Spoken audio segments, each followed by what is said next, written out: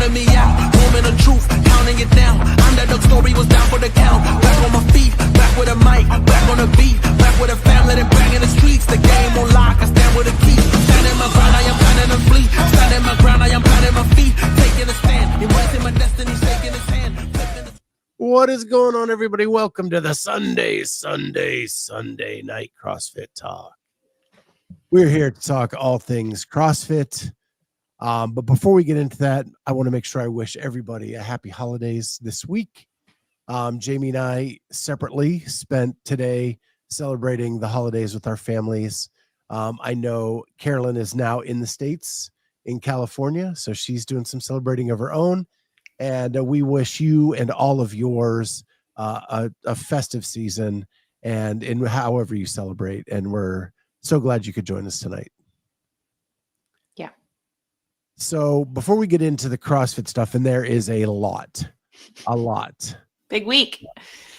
My Bears could not even compete on the same field as your Lions today. Yeah. I mean, you had some... It was okay. You guys tried to come back. That Jared Goff fake stumble hand, whatever that was, and everybody on the sidelines yelling fumble. Oh my gosh. The trick plays to like a whole new level. So the Bears post-game guys are all like, yes, we want Ben Johnson. We want that guy on our team. We want guys that think like that. We want him to be our new head coach. Yeah, I don't want to lose him. It's inevitable. And then Penn State advanced in the college football playoff. I'll probably get into a little more of that in my lunch with the Clydesdales this week, the football stuff. But yeah, they handled SMU pretty easily. And really, I was so excited about this 12-team playoff for the first time ever in college football. And it actually was a big dud. The first round, it just was. The games are all blowouts. Yeah, it really was kind of a. But yeah, but we'll get into that this week. And then the one thing. Oh, go ahead. Did you see the Eagles Commanders game? I saw the end of it. Yeah. Ooh. Yeah. So my whole family is from Pittsburgh. Kenny Pickett basically quit on them to be the backup quarterback in Philadelphia. And my whole family were rooting against Kenny Pickett in that game because he came in for Jalen Hurts, and they were all very happy that he lost. So the last thing I have, and then I'll turn it over to you guys for stuff. I told Jamie this last night, maybe yesterday morning. I don't even know when it was. We got a surprise that my daughter and her boyfriend of 2.5 years broke up on Thursday. So all of our holiday plans this week have changed dramatically. It was just going to be Julie and I on Christmas, and now my daughter is here all the way through Christmas. She has to go back to work on Thursday, but mutual decision. Just didn't see it going where for a long-term thing. So they both decided to kind of call it quits before they hurt each other. And now it's just trying to figure out how to get her into an apartment or something soon after the new year and figuring that out. But right now we're just hugging her and enjoying her and loving on her while she's here for Christmas. So yeah, we have that going on. Were they living together? They were. So, and yeah, so we were all in shock, but that stuff happens. Yeah. I'm glad they realized it before things like, taking any longer, getting any more serious and harder decisions down the road. So, but yeah, soak up the family time. And like I told her, like Julie and I broke up, and here we are 32 years later. Yeah. Still together. So just because you break up, maybe absence makes a heart grow fonder. Who knows? Yeah. But at this point, again, just loving on her and going to try to enjoy the Christmas holiday together as a family. So back to old school family Christmas this year. I love that. Yeah, it's going to be nice. So anything else going on with you guys? No.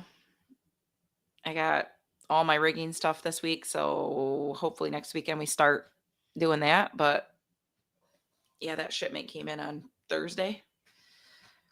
And you're doing turf to the windows, to the walls. From the wall to the window.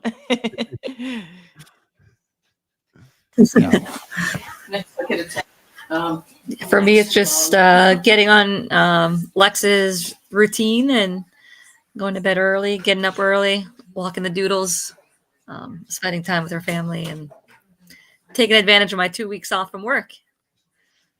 How hard is it being judged by the doodles again? Well, you know what? Like, Coach was about to walk in front of my lift, and he just stopped. Like, it's like he knew this morning. Was it this morning? Yesterday, to like not walk in front, and he just sat there, waited. And Lex was like, "No," and then he just sat. So then I did my lift. Because do you get like, Jamie, like when someone? Sorry, my internet's bad. Yeah, I got caught. Yes, if somebody walk, like, yes, that sort of, obviously depending on the lift. But like I don't think I would jerk or snatch with somebody. Yeah, that stuff catches me off guard. So like Costa's like walking, and then Lex is like saying like stop. He just sat there and was like staring at the camera. I'm like, this is too cute right now. Oh, but yeah. Yeah, before we dive into the CrossFit stuff, the last thing I have is if you watch my show at all on Friday, the Lunch with the Clydesdale, I talked about what CrossFitters would make great wrestlers. And I had one huge oversight. Because I think of you guys as my homies, but Lex texted me and said, how did Carolyn not make the list? And with her taekwondo, okay, that's a different type. But you're like that leaper wrestler, like, right? That the high flyer, because of your your hurdle hops that I've seen you do in videos, and then the taekwondo on top of that. Like, I could see you like going off the top rope and taking some people out. Oh yeah, and then bringing someone right through the tables. Oh yeah, let's do that. Yeah, I see it. And I actually thought about Lex too, just because every time she's on camera, she flexes. So she does. She'd be great for like camera work and the pumping up the crowd, just pulling it all out. We were both saying like a Sam dancer though, like on the men's side would be good, like just with the hair, like just the wrestling uniforms that they wear, like the little like Speedo style. Like he has no shame. So he would wear be anything. So good, any color, everything. Like it would be good. Yeah, it was a fun topic and it came from Erica Folo saying that she got a tryout with the WWE in the Hiller video. If you haven't seen that, it's a 24 hours or 48 hours with Hiller. She mentions that either there and on Spin or one or the other. I can't remember which. It's all blurring together with all the news this week. But so I proposed who would be the best CrossFitters to be wrestlers, picked my top 5 in women and men. If you want to check that out, go back and check that out on Friday. And maybe when we have a slower news day, we can revisit that and see what I missed. But yeah, that was just a fun topic to talk about. Corey Leonard said that Sam Dancer is a cartoon character, which would make him a perfect WWE wrestler. Absolutely. Yeah, she did mention on Spin, and I had actually heard that rumor before, and I don't know where I heard it.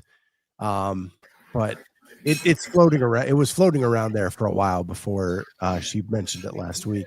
It just reminded me of that. So we're going to dive into the CrossFit news. And again, it's a lot. So we're probably going to like speed through this as much as we can, but I want to get your impressions about a couple things that were released. And we're going to start off easy, and then we'll get into kind of some of the more difficult stuff. Oh, was Con Porter on the wrestling list? No, but that's another good one. That's a great one. And James Newberry too. Like both they would be in my head. Yeah. They would be the tag team Aussies. Yes. Yeah. We'll make that a topic later when there's less news and get into it a little bit more. But yeah, it's just fun to think about. So one of the first things that was released this week is a little more detail about the Community Cup and how it's going to work. And it's coming up in June, and it's going to be based on levels. And so whatever your level is, you will then get to compete against people in the same level and age group as you. And so it's kind of like, and so this is a spoiler for later. Dave Castro was on Savan last night. He said the idea behind it was quarterfinals were actually pretty popular. And this was a way to include everybody in that next phase to be able to push on and see what they could do. But let's give them everybody their own level that they're at to see how they can compete against everybody in the world. And the comments were that it sounds great, but can we do it for more than a year? And he said, yes, it needs to be something that's done. We need to be patient. The fans need to be patient. The athletes need to be patient. We need to do it for 4 to 5 years to see how it works. Yeah, that's us trusting that things won't change, that something won't come up and they won't change the format. But sorry, my internet's off and on. So I like the idea of it. Like, you're in your own levels. Sorry, I'm like, my internet's like lagged over here. But I like the idea of the community cup and just, having percentage based off the open. And then you have just different workouts that are more like tailored to your level that you can do in a few months and just kind of train towards that after you do the open and you get your percentage based level. It just gets people to train for something else versus just waiting a full year for the next thing. And I think it's a smart idea to do it a few months after, because someone will then train their weaknesses for a shorter period of time better than they will trying to get all the way to the next open. So you could actually say, hey, these are my 3 weaknesses. I'm going to work on these for the next couple months to see if I can improve my standing when I get to the community cup. Yeah. Then none of that stuff shows up again. Yeah. Right. Yeah. But the other theory I had was maybe the levels, it's a way to see how they work. And maybe can you then implement an open with levels once they're established? So where like the elite athletes get a different workout than like the level 7s or the level 5s, right? And that workout then is more geared toward qualification for the CrossFit Games as opposed to just a community event. And still same stimulus, but just a workout geared for the elite athletes. And if that was their thinking, I love that type of thinking. Yeah. Because it's a way to define both the open for the elite athlete and the community. Yeah, that's a good idea. There was excitement around the levels when they were released, thinking that something would come of them, and they were kind of a big letdown. So yeah, if they could build off of that, I do think there's definitely some potential there. That's the only thing that is, it's just hard that like 3 workouts or even 4 workouts like determines that, like, the top percentage and stuff will separate itself, but like the rest of it, like they're so limiting on the workouts that are announced. Like, is it one particular gymnastics movement that's just making them go into a certain level, but everything else they would be, significant levels above. Like, it's that part's hard to, having 3 or 4 workouts determine your level for the following year is. I mean, it puts a lot of pressure on what those workouts are. My hope would be that, well, in even in the past, your level was how you used all the aspects of the season up until you were eliminated. Right. So if you were a quarterfinal athlete, you got more workouts in. If you were a semifinal athlete, you got more workouts in to test. And in games athlete, I think you were automatically a level 10 if you made it to the games. Lynn has a question here. So are all the levels starting from scratch for everyone, or everyone is starting from the levels based on last year?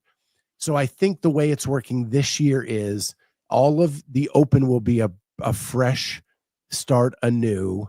You will achieve your level from the 3 weeks of the open, and that's how you'll be seated in the community cup.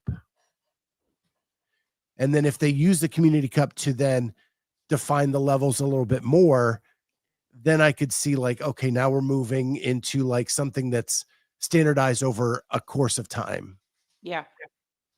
right? But you're going to have to set a base with the same definition for everybody at the start. Yeah. Because I don't think this was the original plan for the levels. They're now like retrofitting what they want to do now into what was created before.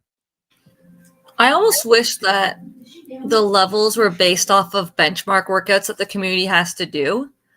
And let's say you're at, the average of these 3 or 4 different workouts, or maybe it's 10 different workouts that you have to do determines your level. Because I still find that the 3 or 4 workouts is not a good representation of most people's levels. Like there's so many factors that can play into that. But if you had specific benchmark, like you have to be able to do, this many toaster bars, or you can't do a bar muscle up. Well, now you're this level. You have certain checkpoints of gymnastics, monostructural, and weightlifting. I don't know how it would work, but like basically like your games profile, when they have those benchmarks stuff, like if you had to do all of them, and then depending on your scores, you are level, X, Y, and Z. I like the idea. I don't know how that would get policed, because people will be like, I'm putting in a 220 Fran and I'm going to be up there. I don't know. Yeah, but then you just get a harder workout. Like that's the workout that like level whatever. You're penalizing yourself, right? Yeah. True. Larry Young just wants some markers that are lifting, as always. Right. Isabella unbroken all day. Larry, kudos to if you can do Isabella unbroken. Gross. I've never been able to do that. But snatch is not my strongest lift, so.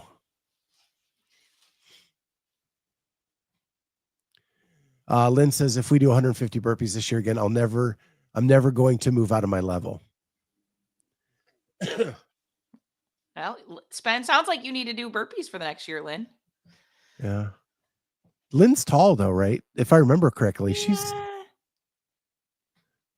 it could be just a range of motion thing. And then we have, where's it at here? Wow. So much is coming in. I'm having a hard time finding comments. I think it was Corey who was doing the humble brag, right? Shit, right here. Yeah. I'm a level 10 in my age group. So true. I actually think if you made it to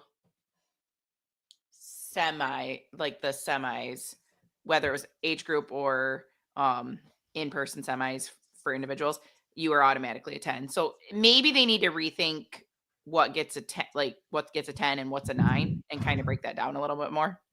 But yeah. Yeah.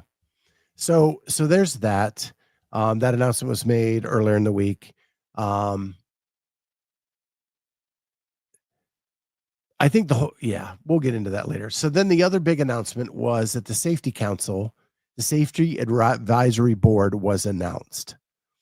And so I'm going to pull that up real quick.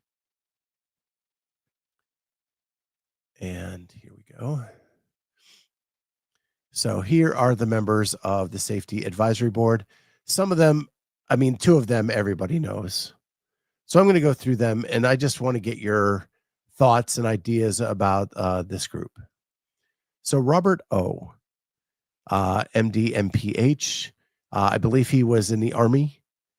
He served in Iraq for 18 months. And he is a specialist in how heat acts on the body. And how to combat that with different salt nutrients. So I thought that was a pretty cool background to bring in to a safety board with what goes on in CrossFit. And I'm doing this by memory, so it's in my notes, but I can't see them because I have this pulled up. But so Rich Froning, everybody knows him, 10-time CrossFit Games champion, affiliate owner. But he also, before all of that, was a first responder for 4 years with the Cookeville Fire Department. Yep. So, and I do think that the safety board probably should have some athletes or former athletes on it for their perspective. I agree. Preferably former. I think there's not really a much better pick than Rich for this. Like, he's run comps like the Mayhem Classic. He understands literally like almost every aspect of the sport, right? Yeah. Any thoughts, Carolyn? Yeah, I mean, you can't have a current one, but he has experience at every level, masters, individual, team, to kind of give good input there. And if you're talking about safety, like, you have to have people on your board that also understands the sport and the true risk of like the athlete side, but still not being an active athlete. I mean, he's an active programmer, so I don't know if that. I mean, I've said for forever that our sport with the unknown just doesn't work because it's not unknown. I feel like he has good integrity though, but I think that's a good. I'm fine with Rich. Like, he has a lot of experience, more than essentially most people in the sport. Yeah. So the next one is Katie Henniger, who we all know well as the owner of Rogue. One, she has a lot of background in sports, period. Before all this, she is a past games champion. But I think it's smart to have the equipment company as part of the safety board, because as they're developing equipment or the how the equipment's going to be used, I think they can give input into that specifically. I agree. And that's the thinking that I had too, was like, oh, maybe they can build something that's just safer, and like there can be things that are just communicated through Rogue that could be good additions or modifications. Or this piece of equipment is not meant to be used this way, right? And it was not built to withstand whatever. She would have that knowledge, or if she doesn't have that knowledge, she would know where to get that knowledge fairly quickly. Yeah. We have Brian McGuire, and I'm going to use my notes here. So this one I thought was fascinating because he's been the lead athletic trainer for the NFL Scouting Combine since 2008. But this is the part. He is an NFL player health and safety program injury spotter. So if people don't know that watch the NFL, there's a guy that sits up in the press box with binoculars and watches the field to detect when people should be pulled off the field and examined in the medical tent to avoid further injury. Mm-hmm. And he has full reign to stop the game and have a player pulled off the field if he feels that they are in a position of danger. And so I think that alone makes him a very interesting pick for this. And probably something that would be good to have at all events at the CrossFit Games and all CrossFit events is someone spotting the floor to detect, is there someone we should grab off the floor? And how is that implemented? What are the protocols for that? And who are the people that should be doing that?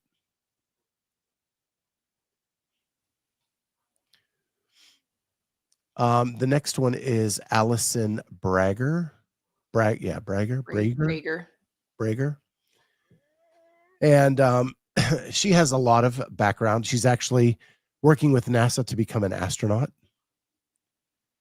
Wow.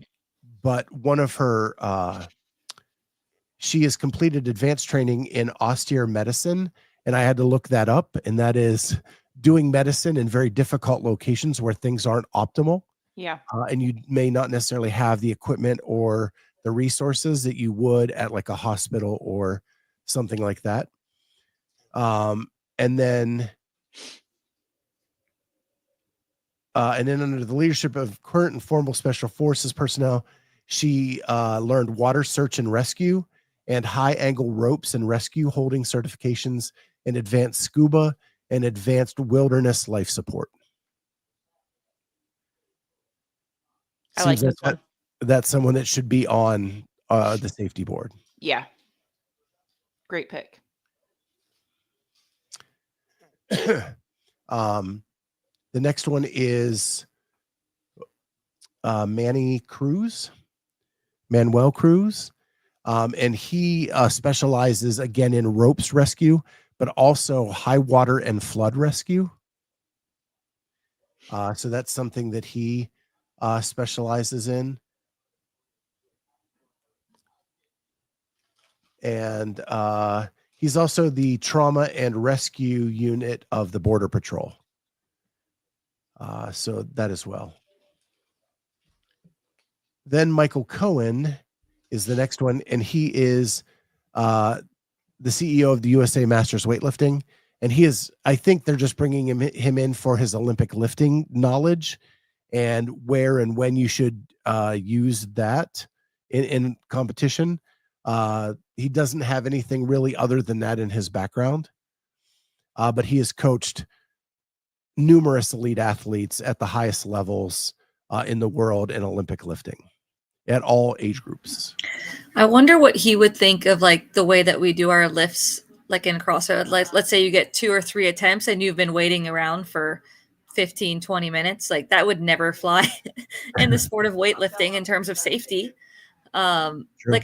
I always think about that. And like Wadapalooza, I've had times where like we were in the corral for a very, very, very long time. And it is a safety thing to, provide athletes with some sort of bar close to when they go on the floor. Even if we got to do a couple lifts before we begin the event, like that would make a huge difference. So I just wonder what his perspective of our weightlifting events would be in terms of. I mean, I never understood why they wouldn't let the athletes do like one lift prior to like start. I get time wise, but like we would do probably better lifts, better performance. Yeah. And then finally we have Mark Ritchie, and he seems to just be an all-around expert in risk management. He presents on this around the world, and his background says that he is an expert in complex risk management in international and expedition settings, frequently teaching, consulting, leading workshops, and presenting at professional conferences on applying best practices in risk management. So he just seems to be like a foremost expert in the field to have around when looking at risk management overall. So that is your safety board. Any thoughts on this overall? I mean, do we have more, like they all report to Dave? Do we know? I don't think they report specifically to anybody. I think they're a group that is consulted by CrossFit in cases. So per event, they'll just send their, I mean, we assume they use them for the games. They come out and see the floor or see all the events and beforehand and none of the processes were announced. Yeah.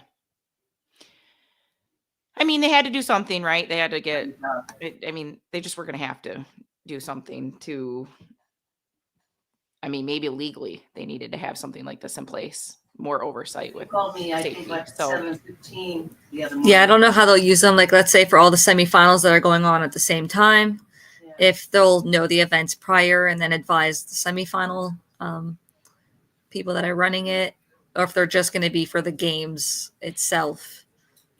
There's a lot of information left, but I mean, they seem to be qualified in different areas. We have expertise from, different backgrounds, which is good. Hopefully they'll be listened to and good can happen from this. I mean, it's good to have.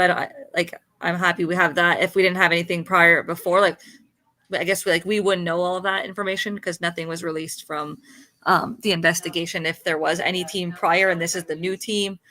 But I think it's good. Yeah.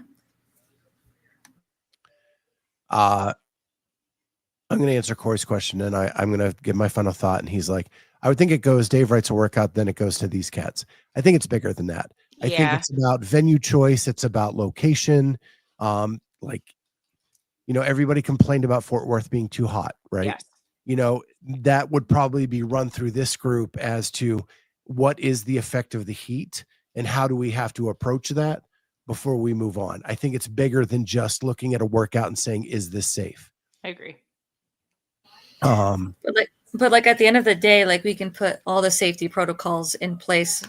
There will still be risk of injury in sport, and we won't be able to foresee everything, even with a highly qualified group. It's just about reducing that risk if we can take those measures prior, which I think is important. My final thought on this is my only criticism of this at all is that they really did a good job putting together a group with diverse credentials that matter in this field, right? Mm-hmm. And they did nothing to tout it. It was just an Instagram post and a Twitter post with their pictures. Like you did something well. You should tout this, that we've put this together. Now, there's still details that we do not know about. How are they going to be used? What are the processes? What are the protocols? All of that stuff that I would love to know about. Probably never will. But at this point, man, you did a good job picking a group. Like, it actually makes sense. There's logic behind this, and something that CrossFit should tout is something that they did well. And it just wasn't like a social media post. Was this one of the ones that got released on Twitter before anything else? Everyone gets released on Twitter. I've learned this week. Carolyn always has her Twitter notifier on and knows like 5 minutes before I do. Straight to Twitter. Which boggles my mind. It is crazy. So yeah. So the other bit of news that came out this week is the Service Cup is going to be back. And really the only big change is they have eliminated one of the categories, and that is EMT. Now, of the categories, there are two. There's medical professional and there is first responder. And my guess is EMT would fit in one of those two. So it's not like they're eliminating that group of people. I think they're just rolling them up into one of the other two categories. Do they still have college students? I didn't see that. Because last year they had college students, and there was a bunch of athletes that put that they were college students, and they were full-time CrossFitters. And I was like, oh, I didn't know that you were at university right now. And yeah, but I know that they have affiliate owner, they have coach, they have teacher again. They have law enforcement, fire, military. Yeah, all of that. Police. Yeah. Yeah, so all the same ones. But I do know that EMT got removed, and that's rolling up. So 2 years in a row doing the same thing. Yay. That's a step in the right direction. Now, how that's going to be awarded, because didn't it have like a separate piece other than the Open, Carolyn, or am I wrong?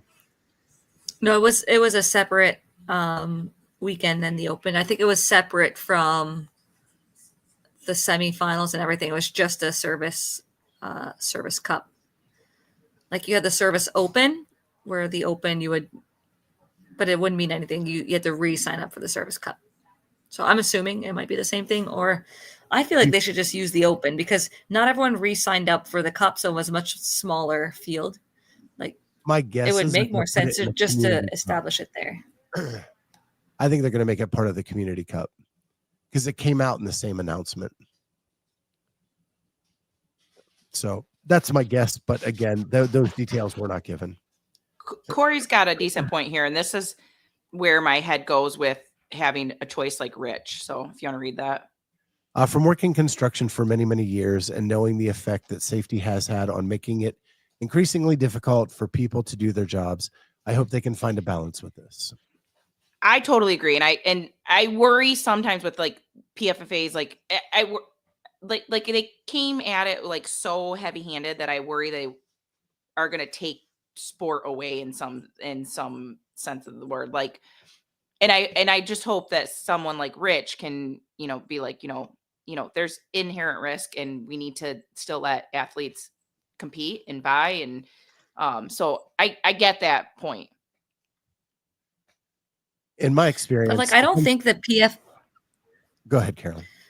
Like, I don't think that PFAA or anyone else asked for measures that were taken away from the sport. Like it was like cut the ropes. It was, can we know how many events are in the heat? Like I don't think it was anything that was preventing from, it still being exciting and a sport, and there's still some risk in any type of physical activity. I think it was more just standardizing certain things and just having like a basic oversee of certain stuff.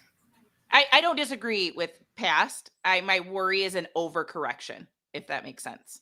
Like So- just My one reassurance is that I only read the parts of these people's background that I felt were pertinent to their safety and risk management, but almost all of them have a sport background, whether it be track and field, kayaking, it all different things at different levels. They all had some sort of sport background in addition to their qualifications.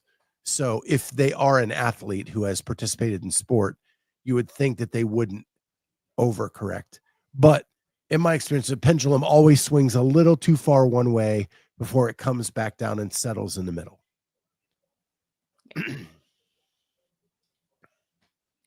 This has always been my thing. In the grand scheme of things, the games have been pretty safe. There are always injuries that happen. That said, having a group look at safety protocols is also important. And I agree. Overall, it has been pretty safe. But there was one big mess up. Yep. And now we've got to figure that out. Yep. So it doesn't happen again.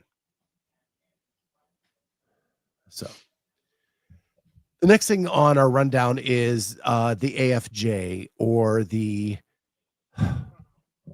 Association of Fitness Association Judges. of Fitness Judges, which I know Andrew Sten, who's in the chat, is a part of.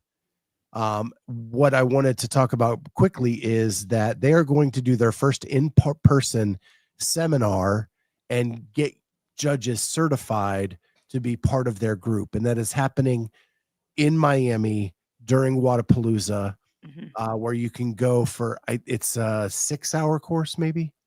It's a 1-day, 6-hour course where you can get certified to be one of the Association of Fitness Judges. In addition to that, then you will go on the floor at Wadapalooza and they will be grading the judges and giving evaluations post-competition to those judges. And my assumption is in using those grades to place judges at future events. So my guess is that is the beginning of something that will continue on event after event. And I said this on Thursday when I was a judge at regionals. You moved up and down in the heats based on your performance over the weekend when I was a judge at regionals, but that was all run by Boz and CrossFit and Chuck Carswell. And it was a pretty tight ship. And if you were not one of the top 20 judges by the end of the weekend, you did not see the floor on Sunday. Fair. So they did that kind of back in the regional days. Yeah. I think the AFJ is just kind of bringing that theory back and making it more an across all event grading system. I love the idea of the AFJ. Has CrossFit recognized them at all, or have they only used their seminar staff, like I said, at the games? Like, I'm assuming the AFJ would be good for other competitions like Wadapalooza or Madrid, NorCal, like anyone that's like looking for judges. Like, I guess they could ask for, AFJ certified or whatever it is. But has CrossFit recognized the association at all? I don't think similar to the PFAA. But I will say that Dave did bring them up in his conversation last night. And he said something else that we'll talk about. So a little teaser. And I think it has to do with him actually knowing who the AFJ is and what their purpose is. But we'll talk about that when we get to that section for sure.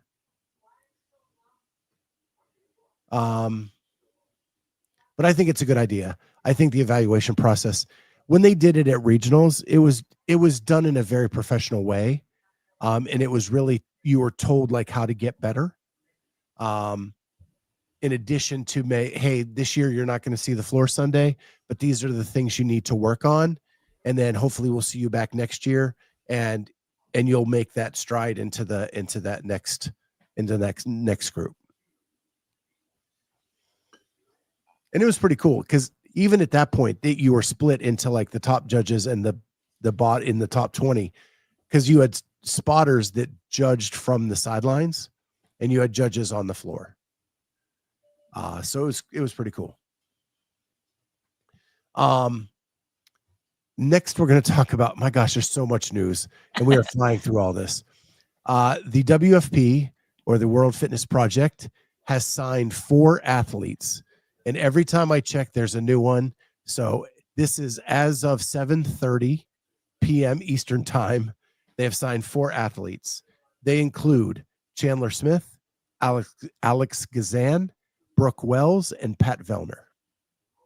Those have been announced. You can go out to the WFP Instagram page and you can see that they have been signed.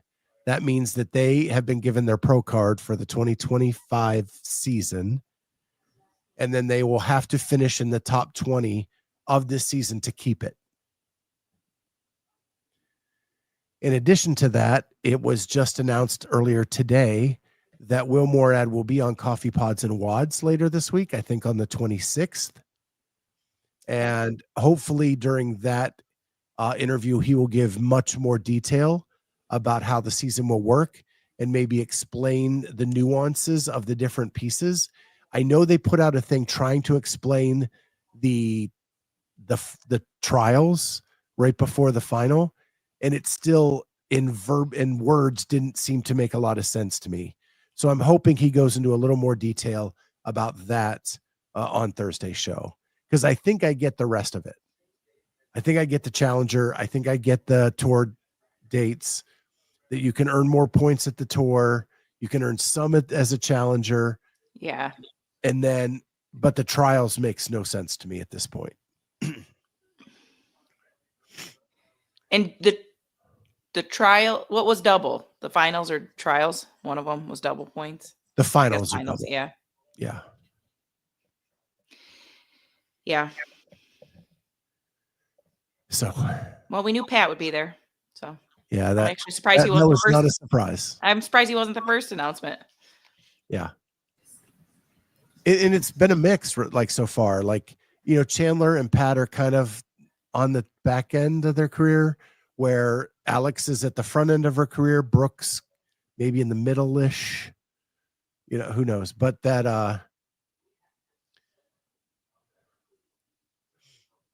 so anyway. TR says the trials are for other categories.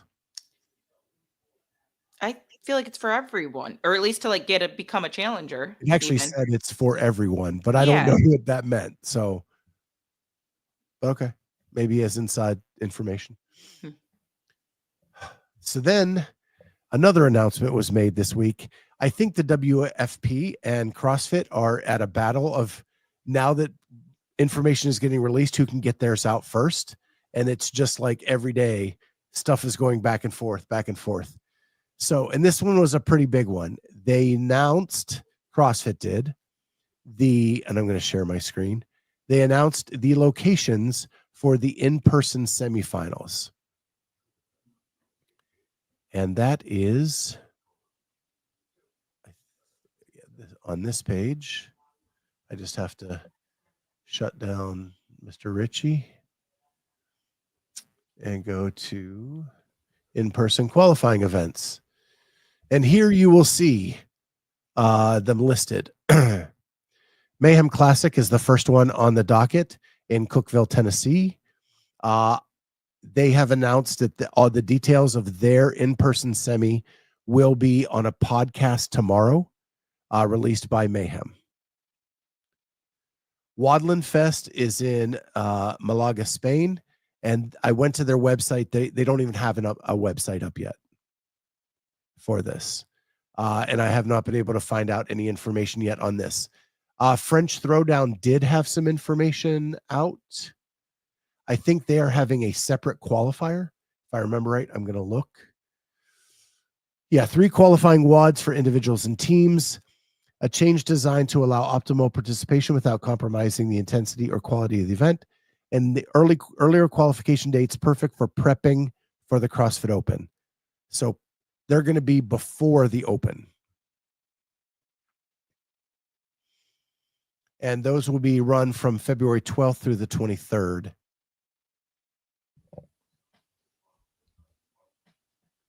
Which one is that one for? That's a French throwdown.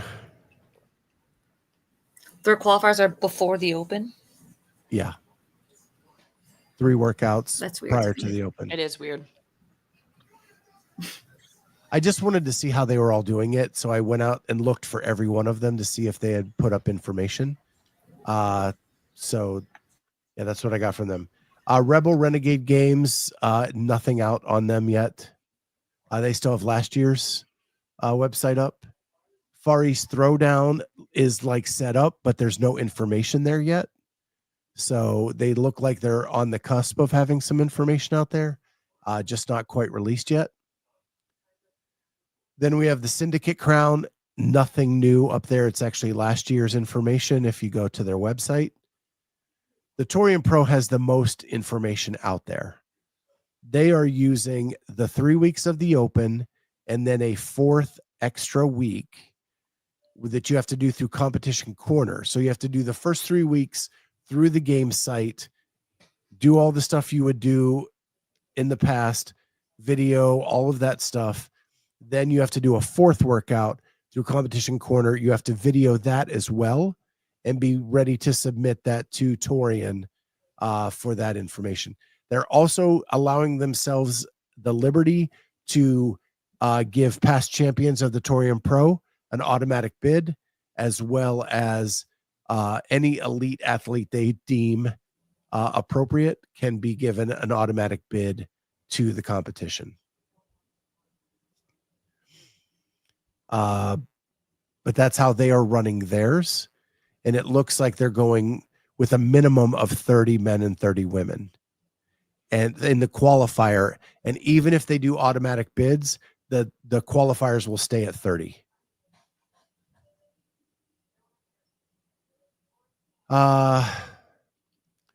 Fittest Experience looks like their website is expanding from just the one that it's always been to now like a 3-event website, but it has not been fully constructed, and there's no details about the Oklahoma City event, and there's not even a date for that yet. And then finally, Copa Sur, they have a website saying information coming soon for the upcoming season, but no details on that yet. One thing I did forget to mention is Angelo DeChico said on Shut Up and Scribble that the Mayhem Classic will be done using the Open, the qualifier. That they did not want to add online qualifier to the menu for these athletes. They're just going to use something that they're already doing. The allocation of spots is 2 men and 2 women at every event except for Renegade Games and the Far East Throwdown. Yeah, I don't know how I feel about that.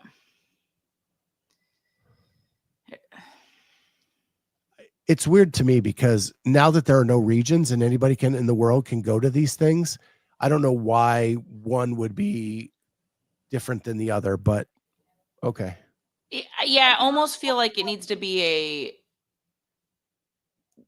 depth of field like choice once athletes sign up. Although, I mean, I guess then you get to the end and I don't know. It's just weird that it's preset to me. If they truly can go everywhere. Yeah, I agree. Like you have no idea. Like you can go to one of the North America or European ones and it's loaded, and then you go to another one that has like no one. It's just by chance. Right. Like if you go to the one with Tia, that sucks. Assuming she, I mean, I don't know. She'll probably get in on the Open, but like someone like that, if you go to that one, like I feel like some of those just need an automatic spot. And both of the European ones are literally a week away from the online semis. So like that both European ones, like it goes like Europe, online Europe. Like that's huge disadvantage. Right there. I feel like they intentionally did that to keep any Americans from going to either of those. So if you're in America, you aren't trying to travel the week of the online semifinals. You need to get those done. And so you aren't going to go take one of those spots over there. Those people that live over there, a little less probably travel time issues. I hate the timing of both of those. I just find it would be way cleaner if you had the open, you had the online semifinals, let's say in April, early April. Yep. And same then as each group. you know exactly who the 14 or however many spots are in the online. And then people can decide, okay, I've qualified or I haven't. Let me go to 1, let me go to 2 or whatever they want to do. But you have like an online semifinal sandwiched in the middle where it's going to take a little bit for the scores to be, finalized. Like I look at most of these and it'd be like, okay, 2 spots. Like realistically, I'm not getting 2 spots. Like I'm not even wasting my time traveling to, like, let me just go for the online. Like, right. Like realistically, like you start looking at. Yeah. And I think that's what a lot of the Americans are going to have to do. Unless you want to go do the in-person you want to go over there, get acclimated, do your in-person in there and then compete. It's like, I have a full-time job. So like, I can't just travel, across anywhere. So it would have to be something that's staying relatively in the same time zone ish. And you look at like 2 and it's like, well, North America, everyone's going to be going to the North America ones because it's just easier as like a North American. And you're like, well, there's like no spots. American athletes are going to travel. They have always done it in the past, but it's not going to be a huge number, I don't think. I don't think very many will be at the Woodland or French Throwdown. Maybe. Yeah. Not those 2 with the online semifinals being sandwiched. Nope. They just won't. I honestly can't even picture who would. No, but they'll be at Brazil and they'll be at Far East. Yeah. There will be people that, especially post in affiliate semifinals, once they know what they need to do and see some of these, they'll travel. But I think I almost feel like those 2 were intentionally placed overseas to sandwich the in affiliate semis. But I think that sucks for the Europeans though, because let's say you do go, and Europe is extremely deep. So if you go to one of the online and you don't get those 2 spots, now you've put yourself at a disadvantage for the online semifinals. Yeah. We're like, let's say you just did the online semifinals, you just missed out. Now you're going trying to tired and like I think the Europeans are at a big disadvantage here. Yeah. And I do not know why the heck Mayhem Classic chose to be that first week of April. And it's the same weekend as the age group. Same weekend as age group. They always host their age group athletes. They usually have like 20, 30 people there running it as a, almost like an in-house competition. So Angelo did say that was not their choice. They were given a weekend and that they had to use? Pretty much. And theirs is only two days? Yeah, there's just 2 days. No, 3. May 30th to June 1st. No, I'm on the wrong page. That's 2 days. Right. April 5th and 6th, yeah. Yeah. I don't like that at all. And it quite, I mean, it takes a 35-year-old out of the mix to even try that one. Yeah, like I can't go to the Mayhem one. Yeah. Nostalgia wise, Mayhem Classic was my favorite competition ever. So I'm stoked, and it's drivable for me, and anything that's drivable makes it more affordable. So in trying to attend, so I can drive to Knoxville and I can drive to Cookeville. Yeah. Those 2 are way too close to each other. I also hate that they put both of those on. Why? Like, fine, don't have Granite Games run it, but like you needed a venue like that. Like you needed a different location. You're down by Texas. You're good over there. You have your kind of southern one with either syndicate or like it's just they need to Yeah, go. they have nothing on the west side at all. Well, Nope. well, Yeah, a lot of the comments talk about that no West Coast I feel representation. like Oklahoma's it's like right above Texas, right? That's smack dab in the middle. That's Well, so central. I feel like that's closer to like California than we are to getting to Oklahoma. Sure, it's closer to Japan too, but that doesn't mean Oh, it's close. stop. Well, where's the like northern? Where's the one easier for all the Canadians to get to? We never have it easy. We always have to travel. It's Americans that don't travel. You could have kept something northern. I mean, I could complain a lot, but the other thing is when they're in Tennessee, there's people that show up because there's all the camps are They're there. going to go twice now? I doubt it. Why That's not? another problem. Only You two get people are getting in. Yeah, there's only 2 people. Like that's literally nothing with the amount of athletes we have. I mean, I'm not traveling to that location twice. You Just get new fans if you open it up in a different area. I think it's week 1. I think they scrambled, or year 1. I think they scrambled into what they could get. And my guess, I don't know. It's too early to guess, but my guess is they're going to go back to like this in-person semifinal of like 2 people. And it's going to be more widespread of third-party events holding these things. But I don't know. Maybe I'm wrong. And like you either need to do the online semifinals as the first thing, or you move the sanctionals up a little bit, and then the online semifinals is the last chance qualifier. And that's after, and it's the last catcher of all the type of semifinals that happen. Like that would make the most sense. And then at least the top 2 podiums like are guaranteed to have spots. And it's like people are going to be going to some of the events and have already qualified. So it's going to be like, oh, like the 5th person here. It would just look cleaner if it was top 2 or whatever. I'm going to say something harsh to Lynn's comment here. Scott, the fans aren't going to go twice. It's too much CrossFit. Then you're not a fan. If you're the fan of a sport and you're the fan of these athletes, then it would be worth it for you to go twice. In addition, in this format, there are 2 different events, 2 different sets of programming. It'll probably be 2 different lineups of athletes. I sure as hell would go twice.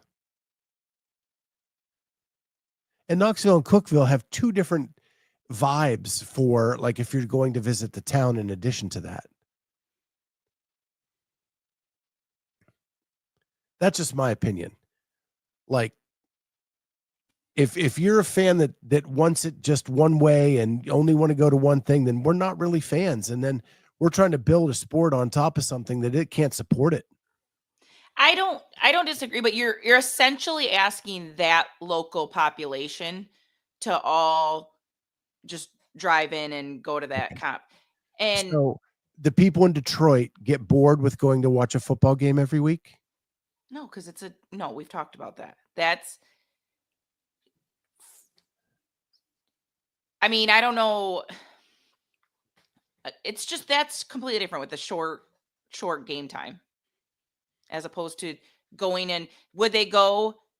I think these are going to be way shorter than what we're used to.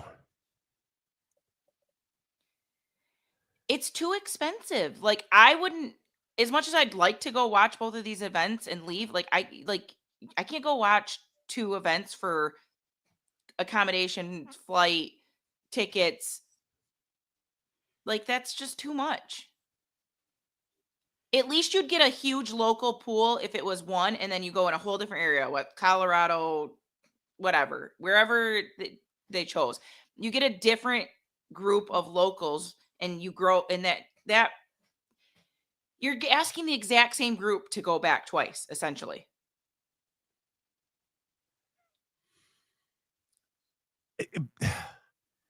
One, we don't even know what the ticket prices are yet, right? Probably a lot. Because What was it last time at Mayhem? But we don't know. We don't know how they're going to run it this year. And it's only going to be individual elite athletes. They're not doing teams at semis, are they? Right? So you don't have all that stuff going on. It's going to be very, very narrowed down as to like your day too. Like you're going to be done by 3:00 in the afternoon and then get to go do something in the evening. It's going to be a different experience this year than it's been in the past.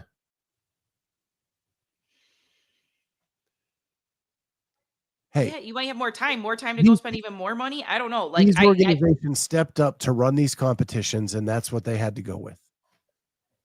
And really, the most populous area of CrossFit in the country right now is probably that Georgia, North Carolina, Tennessee, Ohio area, right? So it's where the most people are to pull in for those two events. And at least we didn't do MAC and Syndicate at the exact same location 2 weeks back to back. That was a disaster. This is 2 different cities, 2 different locations. People are going to go to Mayhem just to go to Mayhem. Sure. So, I mean, that one can't be as big as the other ones. There's a limited number of seats at Mayhem. It'll be packed, but Molo thinks that Mayhem will have the highest, and I don't think they can. They don't have the capacity. Like Torian will outdo Mayhem. They just will. It's going to be a boutique semifinal.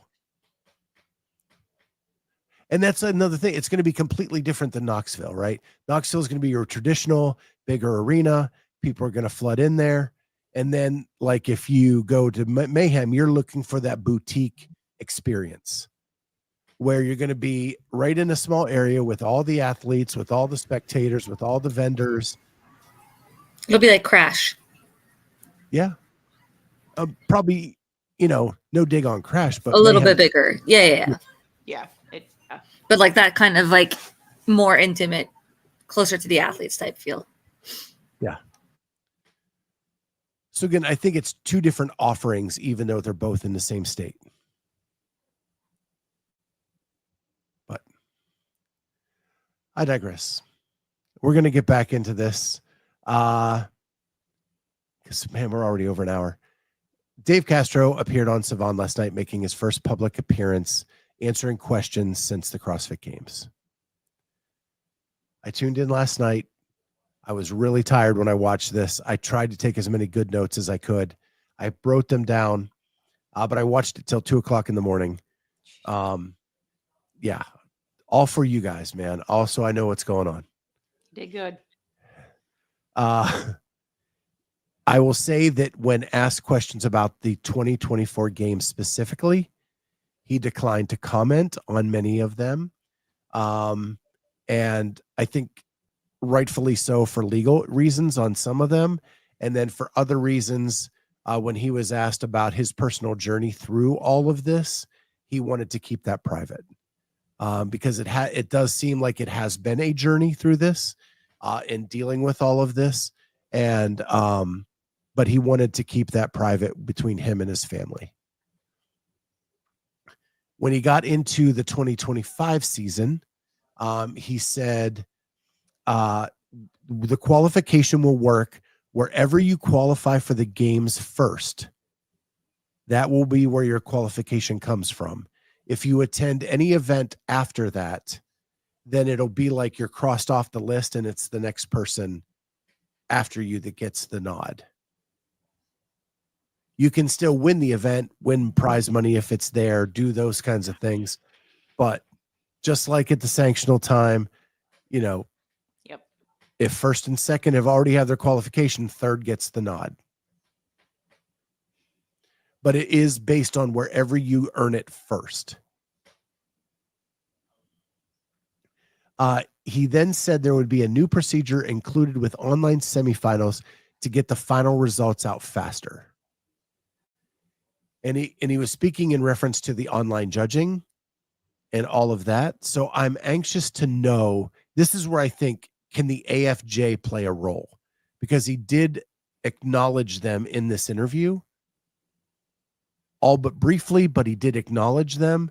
And we're going to the public release of these videos. So I'm wondering if they are going to take a different approach to the online video review through this to get the results out faster. Because he said they didn't want them laying in limbo while other events then started, and you don't know who qualified out of that. So I think there's going to be some changes there that are good. Admitted that the ideas like the Community Cup need to stay in place longer than 5 years, or longer than they typically are, i.e. 5 years, and develop, and people need to be patient as it grows. He had made an admission that the games visually look like they were growing more than they actually were. And then he rode that probably too hard and should have backed off early on in the game's history and not moved them up to bigger locations because they truly weren't ready behind the scenes.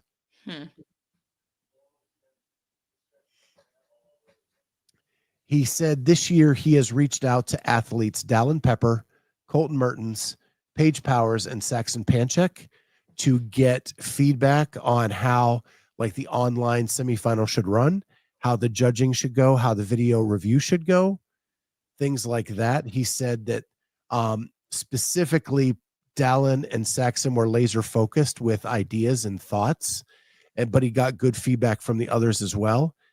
But this will be what the Athlete Council will be used for in the future.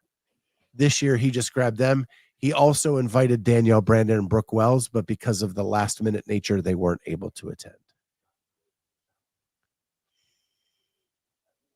And then finally, he would not confirm Albany as the site for the 2025 CrossFit Games, but he did say that they were one of the finalists and one of the places they did check out. But he said it would not be fair to the others to confirm anything in that direction. Where have people heard Albany? I don't know. I've only ever heard.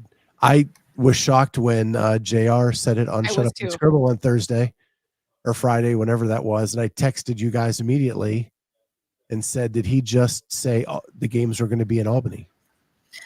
Like, to me, it just seems like there's so much leaked information to certain groups of like podcasters and people. And I'm like, yeah. Again, it comes back to my point of the unknown and unknowable with the sport. Just does not work. Like, there's so many groups of people that just know things. Yeah. Like, that's not normal. That's not normal in a sport.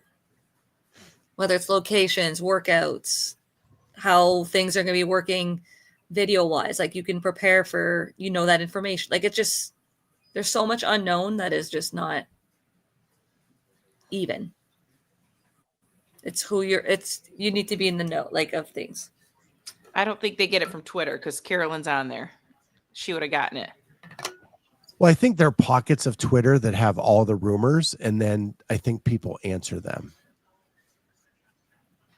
Yeah, and I think if you want to get more deep in the black hole of things, you go to Reddit and see the rumors there. Yeah. Craig says Cleveland would be a cool location for the games. I'd go for Cleveland. That's an hour and a half drive for me. I'd go for Cleveland. But I would really prefer Columbus. And I would have a backyard barbecue for everybody on this show and in the audience to come hang out. I promise. Rogue would probably prefer that too. Yeah. I think Columbus would be a great place. It's a sports town, similar to Madison. Probably easier for hotels and stuff than Madison. It would be a good location. And then with Rogue there.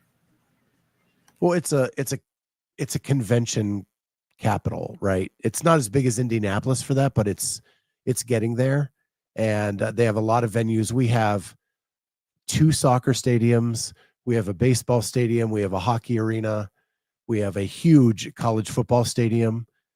Like, we have a lot of different things. And like the soccer stadium only seats like 20,000. And I think they even cut off part of it to like put a stage in because there's concerts there now.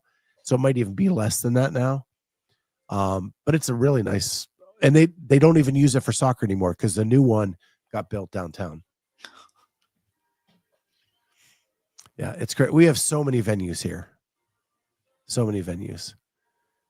And like the Arnold has shown, you can hold like 177 different sports in one weekend here in Columbus because of all the venues in the convention center and all of that. So Corey says Brian's been his eyes everywhere. It's wild how he gets news. I think he also has a lot of good contacts that share information with him. And Whitney says that that's what they said. They got it off Twitter. So yeah, I need to be more adept at Twitter. I don't think I'm following the right people. Yeah. Because if you're not following the right, it's just like Instagram. If you're not following the right people, you never see what they say. So you got to find the right people to follow to kind of get in the right groove. It's just notifications for the most part. You just like turn them on, just like a podcast, just like here, turning on your notifications. Yeah, but following the CrossFit Games is not going to get you the leaks. It's only going to get you the official releases. You got to find the person that knows the leaks to follow them to then get, you know what I mean? Like, well, I don't think most of the leaks are going online. Most of the leaks are getting probably texted to people or taking videos of how to do box step overs for Chad, and it will always be Twitter. I can't call it X. I agree. No, I refuse to call it X. Dave also said that he is going to start doing the weekly reviews again. Oh, really? Yeah. And maybe as soon as tomorrow. Wow. He said it's something he has to get back to doing, but he did it in a paused breath that like, it's not going to be easy for him to do the first couple. And I can understand that. And I would assume the comments will get very back and forth. And because like he had to shut down the comments for his weekend review, and he was deleting a bunch of them during the games, obviously. But I'll assume that the first few will be very difficult in the comments to. He did address that kind of stuff about how he's handling it. And he said that if he's learned that if it's not coming from his family or his close friends, that it just doesn't matter. And he had to take that approach because of all the comments that were coming in. Yeah. So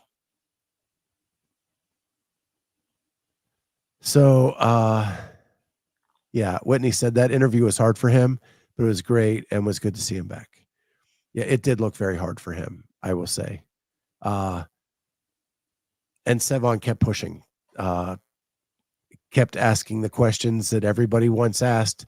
Yeah. And Dave just took a deep breath and said, I will not answer that, or I cannot answer that, or I'm going to keep that private. But he did talk about a lot of things around the upcoming season for sure.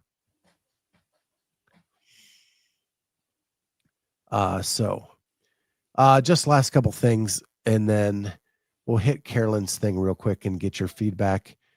Emma Tall announced that she's probably out for the 2025 season. And not because of anything other than CrossFit's response to the PFAA. Yeah. I addressed this on the lunch with the Clydesdale. Carolyn Lambre was clipped in an interview with Coffee Pods and Wads. Whenever I see a clip, I go watch the full interview to make sure that it's in the context fully. I think what she said was not taken out of context, but I think she was trying to explain some things, and it may have gotten away from her from what she may have meant. And I thought actually she had a lot of great ideas for some simple changes that could be made to the CrossFit season. And really she was just trying to defend that everybody keeps saying, what have the athletes done for the affiliate? And then she answered it in a way that didn't come across real well. Yeah. But she's an affiliate owner and she talks about how she's caught in the middle of being an elite coach and an affiliate owner who they don't want to give up the CrossFit name. They believe in the methodology. She's a CrossFit level 4. She has drank the Kool-Aid. She believes in the methodology so much and wants to keep doing that as an affiliate owner. But as an elite coach, she has to kind of separate that out a little bit.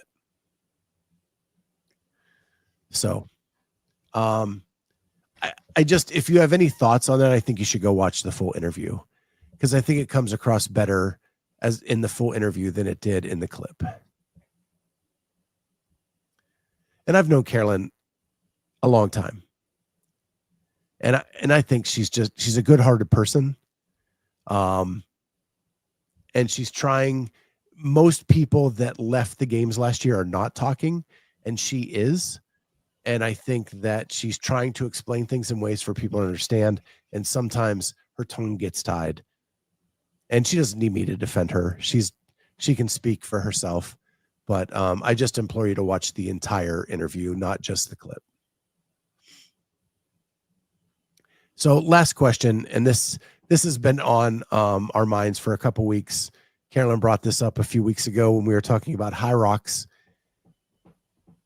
The one thing that High Rocks does well is it gets the community involved in one location at one time to do this big event all together in the same day.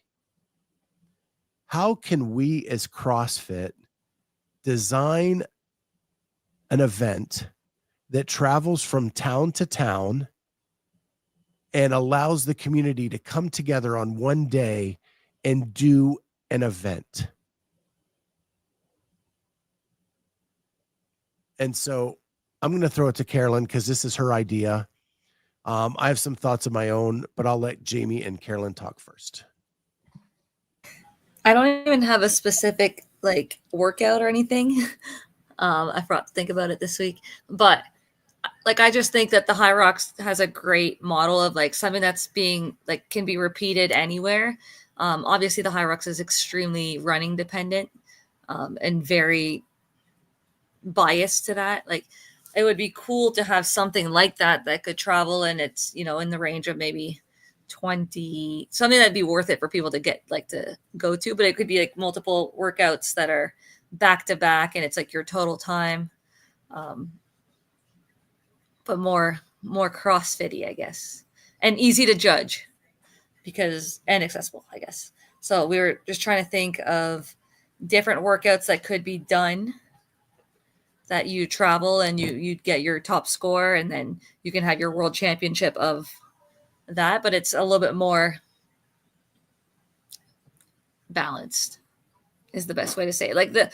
I like the High Rocks event, but it's extremely biased towards running and moderate strength, no major gymnastics. So just kind of bouncing the idea of what type of movements would you want to see in there? How long would it be? Would it be multiple workouts, multiple benchmark workouts, maybe back to back, and every second counts type of thing? Yeah, Corey went every second counts with you. Craig said Helen Fran Hero Wad. Yeah. I mean, that's kind of where my head goes, as a gauntlet type, a power hour, if you will, but maybe make it a 2-hour thing. But Nate with some 20-minute AMRAPs with 5-minute break, and then you're moving into the next thing. Maybe that you throw a lift in there so people get or a complex of some sort, or maybe throw the total in there, and that's part of your 40 minutes. But yeah, I do think we could select a couple benchmarks. And running can be in there for sure. Oh, for sure. It should be in there. Yes. But I just don't think it should be the only thing in there. not that hierarchy is the only thing, but it's significant. But something that could be easy to judge, like, and that most people can show up and do. But it still weeds out certain people. And yeah, like you could basically just train for it every year, and you can go to different locations and do your time, and then you have the world championships. Like I think something like that, like a traveling CrossFit, more CrossFit competition would be cool. So some of the early workout or some of the early competitions I did when I got into CrossFit were waterfall style, right? And that would lend itself perfectly to this traveling version of it, where you do one workout right into the next. Yep. And usually they have like a time cap. And then if you're done, you get the rest to the time cap. If you're not, you just move to the next one and then off you go. But as you were talking, Jamie, you said the word gauntlet, and then it was like ding, ding, ding, ding. Wadapalooza has done the gauntlet like every year that I went, and it is a 1 hour workout, a series of workouts that go together that equal 1 hour. You could make that a traveling show and put it in a convention center where you'd actually have, like, you could run 400s or you could run different things during the workouts. Loud and Live has done an awesome job programming the gauntlet year over year, and they have different levels that you can sign up for. You can sign up scaled or intermediate or elite, or RX or whatever they call it. But I think we have it out there. It's, does anybody want to invest in it for it to be this traveling community thing? And I think we have to get back to a grassroots sense of attracting people back to the methodology first and the sport second. And that's what I think this traveling thing can be. Yeah, because it's like the Open is like our mass participation event, but this one would be at different times of the year and like the same workout, and it's repeatable, which people often say like we'll say like, oh, like CrossFit needs to be a little bit more something that you can test and retest. And it's like, this would be like a traveling thing that you can do at different times of the year, or measure up against other people, and people from different sports can enter it with their backgrounds and see how they measure up to our best athletes. And if you do the elite version of it and you get a qualifying time, there could be a world championships of this traveling thing with a new set of workouts, 1 hour in length, that happens, bam, right? Yeah, and you can do a team version of it, and you can make it basically the same idea as a Hyrox, but again, it's just more, like you said, gauntlet style, like a Wadapalooza gauntlet style hour, where it's still worth it for people to travel a certain distance, that it's not just like a 10-minute workout. Yeah, people travel for what, half marathons, quarter marathons, 5Ks, 10Ks. I think that an hour is a good length for that, right? And you get to hang out with people from other affiliates and other states and see how they do it. What's their gym like? And you can talk to people about different things. I know, like, we would travel I drank the Kool-Aid so hard when I first got into CrossFit. We traveled all over the state to go to competitions, and you'd meet new people. And I think this is a way to kind of bring that back. Now that CrossFit has grown, like, I could do a competition a month in Columbus and never leave Columbus. Yeah. And maybe get back to where you go out and discover other people who are doing the same thing you're doing. And maybe you have like a couple athletes show up to sign autographs, take pictures, do that kind of thing off to the side, right? And like a little mini vendor village. Because one thing, like, CrossFitters, when they're out doing stuff, they want to spend money. Mm-hmm. Never have too much gear.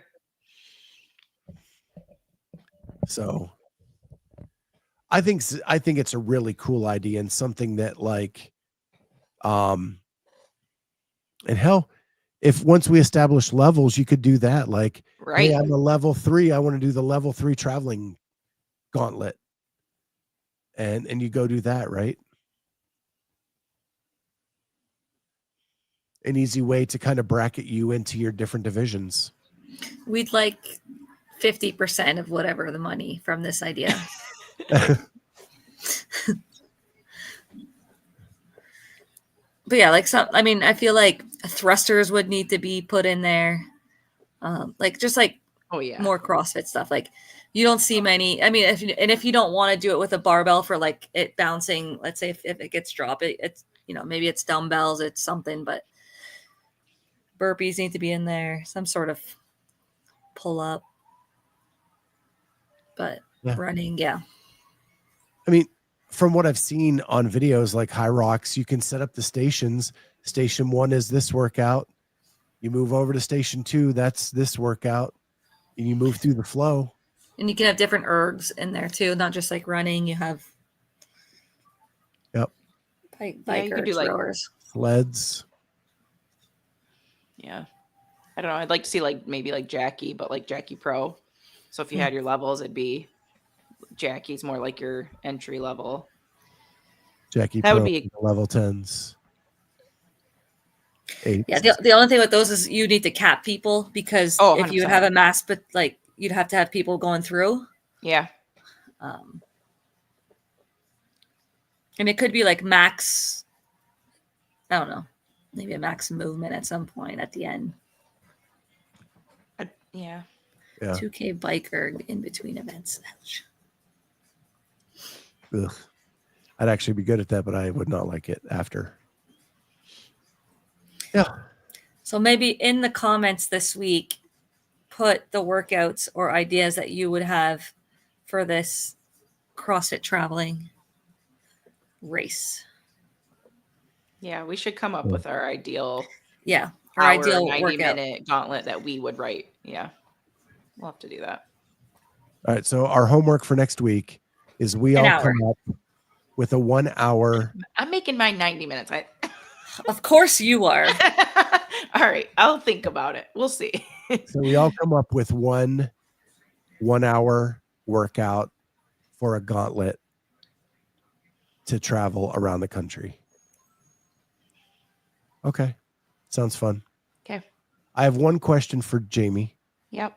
Did you ever open the box I sent you? No, I haven't. It's under the Dang tree. it. It's under the tree where it belongs. You're the only person not to open the box, and I wanted to make an announcement. So if she opens it up on Christmas, next week, we're going to do a giveaway. Yeah, we wrapped ours so that I know what it is, and then I wrapped it for Christmas. All right. So next week we're going to do our first giveaway. And it's pretty cool. I think you'll like it. But if you at home want to come up with your own 1 hour gauntlet workout, it has to be done in an hour. I protest the hour. Mine might be like 80 minutes. We can start with an hour. People aren't showing up then. I'm just kidding. We're talking about CrossFitters here. We're not talking about runners. We'll see. Go do your High Rocks and then come back and do this homework assignment. It can be 3 to 4 different workouts with a rest in between. There can be time caps on each person, like on each thing, so that people can move through it. Whatever version you want, put that in the comments. Yeah. Let's create something. Yeah. Put that in the comments of the YouTube. And when you're done, we will pick a winner to receive one of our giveaway items next week. Okay. With that, it's been a blast as always, guys. Thank you so much for being here. We love hanging out with you every Sunday night. I will be here all week long doing the lunch with the Clydesdale. May skip Christmas, but we'll do some days this week. And then roundtable, I don't know if we're doing it this week or not. We'll find out. And then be back next Sunday for Sunday Night CrossFit Talk. With that, thank you so much, guys. See you guys next week. Bye.